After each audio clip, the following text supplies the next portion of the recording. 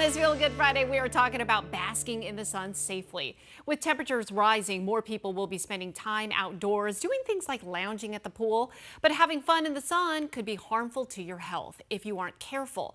So as the weather warms, it's a good time to talk about prevention and education around skin cancer. According to the American Cancer Society, skin cancer is by far the most common form of cancer in the U.S.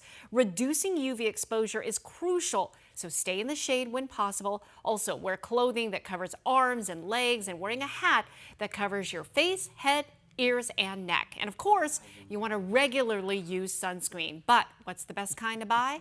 Joining me now is dermatologist Dr. James Pahoshek of All Dermatology. All right, at minimum, what SPF should we be wearing considering we live in the Valley of the Sun? Right, bare minimum 30, but that's recommended by the American Academy of Dermatology and all us dermatologists.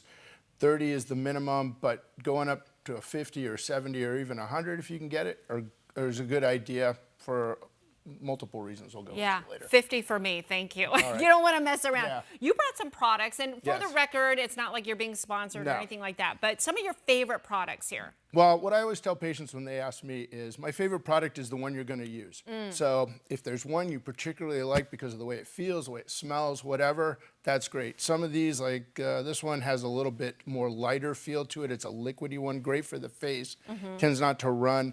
And then some of the spray-on ones you showed in the picture there, those work nicely. But you got to put enough of it on. That's why the shot glass isn't here for us to have drinks later. No. But a shot glass full is the minimum amount you want to use for face and exposed areas for most people. Okay, for your body. All right, so I want to go over some myths that we hear all the time, and then you set the record are a straight. lot. So first one, you don't need sunscreen if you have dark colored skin. Yeah, that's not true at all. We see patients all the time. They're not, if you have darker pigment, you're less likely to be burned. You have more natural protection, but you can still get a sunburn and you can still definitely get skin cancer. So it's important, even if you have darker skin tones, wear sunscreen. Okay, let's go to the second myth. My makeup has sunscreen. That's all I need. Right. Well, makeup does have sunscreen. A lot of it does these days, pretty much most brands. But again, it's a 30. It's great if you're going into the office and you're just driving to work, because that's a place where people don't even think about it. And a lot of people come in and say, well, I didn't get any sun. Well, you just came to the office. You drove in your car. A lot of sun will penetrate glass. So the ultraviolet rays, you can still get sun damage. So a bare, a 30 or a 50 in your sunscreen is great. But if you're going to be outside doing activities, you want to bump that up. Okay, good to know. Next myth, I don't need sunscreen if it's cloudy or cold. Yeah, I think we've all thought that was true. Right. I know. And we had some cloudy sunburns. days a couple days ago. Yeah, exactly. So clouds do block out some ultraviolet rays, but it still penetrates through. And again, if you're going to be out hiking or by the pool, it's a cloudy day, wear your sunscreen. It's still very important.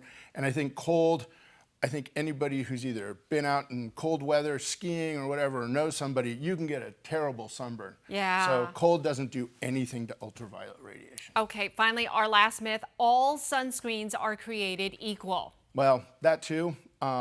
The things you want to look for are broad spectrum, UVA, UVB. Okay. And you also want water resistant, particularly if you're going to be out by the pool, when you're talking about the bored kids. They a lot of times want to go swimming and things. Yeah. So you need water resistant, water protective, sweating if you're working out in the yard. And remember to reapply. So most sunscreens will last for about 2 hours or so.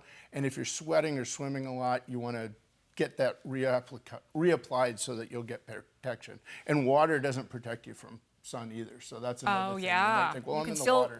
It can still hit through the water. It's the same as the glass in your car. It's exactly. just not going to protect you. Real quick, do you have a preference between chemical versus mineral? Because you hear those all the time. Right. I think some people, I put on a multitude, and there's combined products. The one thing I always think about is sometimes the chemical ones are kind of irritating on the face, so I like more of a mineral one for that. But for the all over, the sprays, the chemical ones tend to be a little bit, can be better to use and easier to spread around. Yeah. So it's, again, personal preference. If you like one or the other, the mineral ones tend to also have a little bit of a white tint to them. A lot of them come with shading in them or tinting so that they don't look quite as noticeable. All right, good to know. Dr. James, Absolutely. thank you so much. Thank you very much for having me. Happy summer. I'll take all of these. Thank you.